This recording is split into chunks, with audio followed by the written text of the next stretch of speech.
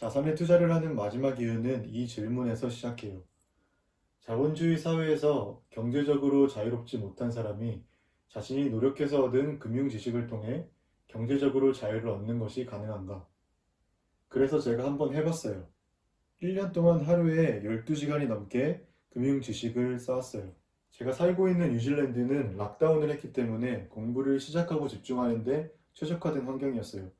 이전 영상에서 말했듯이 이게 나와 우리 가족의 생존 문제로 직결되다 보니까 공부가 멈춰지지 않더라고요. 그렇게 공부해서 만든 금융 지식을 가지고 주식 투자를 시작하게 됐고 제 포트폴리오가 6개월 만에 2배 이상의 수익률을 냈어요. 해보니까 되더라고요. 물론 시장이 워낙 강세장이고 유동성이 풍부한 덕분이지만 경제적 자유가 가능할 수도 있겠다는 생각이 들었어요. 현금을 자산으로 바꾸는 것만으로도 노동 수익을 대체할 수 있겠구나. 은퇴 후에 굶주리는 빈곤에서 벗어날 수 있겠구나라는 생각이 들었어요. 그래서 제가 왜 주식 투자를 시작했고 어떻게 투자를 했는지를 다른 사람들에게 좀 더 알려서 우리의 미래가 빈곤율 50%의 우울하고 처참한 미래가 아니라 조금이나마 밝고 희망찬 미래로 바뀌었으면 하는 마음으로 영상을 찍기 시작했어요. 그리고 우리가 바라고 원하는 미래의 모습에 투자를 해서 인류의 미래에 조금이라도 좋은 영향을 미친다면 자본주의를 사는 한 사람으로서 나름 의미가 있지 않을까 생각해요.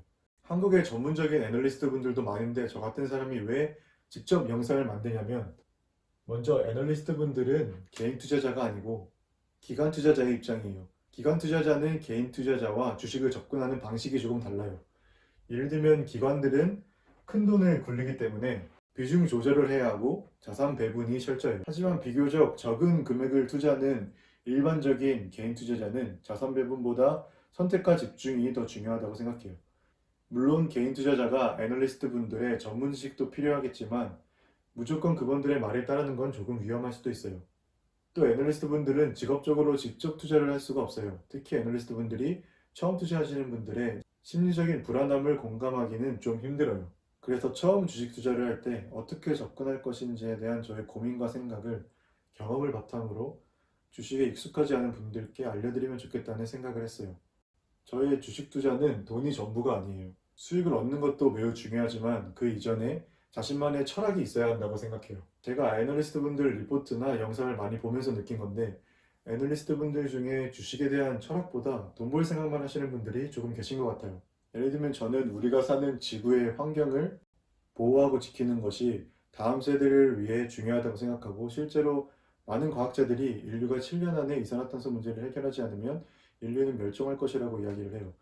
이런 문제의식에 대한 저의 투자 철학이 있기 때문에 저는 지금 아리백 같은 친환경적인 기업들에만 투자를 하고 친환경 사업을 하는 기업들도 투자를 하고 있어요. 물론 투자하기 전 그 기업의 비즈니스 모델, 산업, 사업 확장성, 시장의 확장성, 모멘텀, 매니지먼트 팀, CEO, 재무제표, 애널리스트 의견, 주식 친화적인 정책, 정부와의 관계 같은 개별 기업 공부도 당연히 필요하겠지요.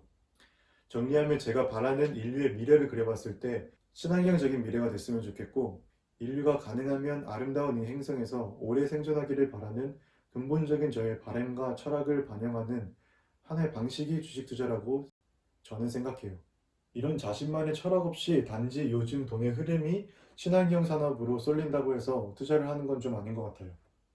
단지 돈 넣고 돈 먹기에 자기 중심적인 사고방식으로 하는 주식 투자는 건강하지 못하다고 생각하고 정체성과 철학이 없는 주식 투자는 오래 가지도 못할 뿐더러 쉽게 흔들리는 뿌리 없는 나무와도 같다고 생각해요.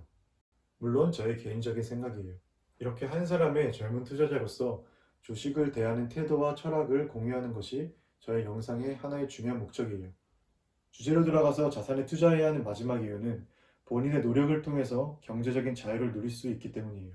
그럼 이것으로 왜 자산에 투자해야 하는지를 마무리하고 다음 시간에는 어떻게 투자를 할 것인지에 대해 이야기해 보도록 하겠습니다.